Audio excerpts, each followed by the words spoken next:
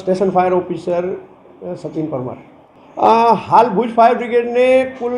આગના આ મહિનાની અંદર 9 કોલ મળેલા છે કે જેની અંદર જાડી ઝાકડામાં આગ લાગવી, મકાનની અંદર આગ લાગવી અને ગાડીઓની અંદર આગ લાગવી જેવા બનાવો ભુજ ફાયર બ્રિગેડને મળેલા છે કે જેનામાં વધારે પડતા તો શોર્ટ સર્કિટના કારણે પ્લસમાં ગાડીઓની અંદર અત્યારે જે ગરમીની સિઝન ચાલુ થઈ ગઈ છે તો એ ગાડીઓની અંદર પણ આગ લાગવાનો બનાવો બનતા હોય છે કે જે ભુજ ફાયર બ્રિગેડને અત્યારે ગાડીઓની અંદર 3 કુલ કોલ મળેલા છે।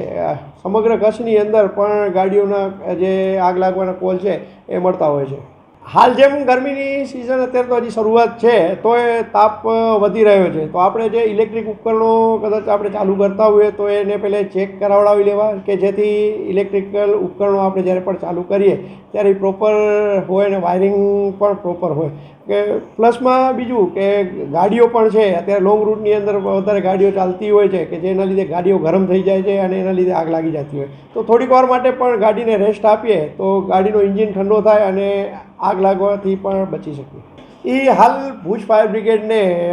રેસ્ક્યુ કોલ માટેને પણ કોલ મળતા હોય છે કે જે તળાવની અંદર નાવા ગયા હોય અથવા કોઈ ડૂબી ગયો હોય એવા પણ કોલ હાલે મળેલા છે કે જે આ મહિનાની અંદર વાત કરું તો કુલ 7 એવા બનાવો જે છે કે જે પાણીની અંદર ડૂબવાથી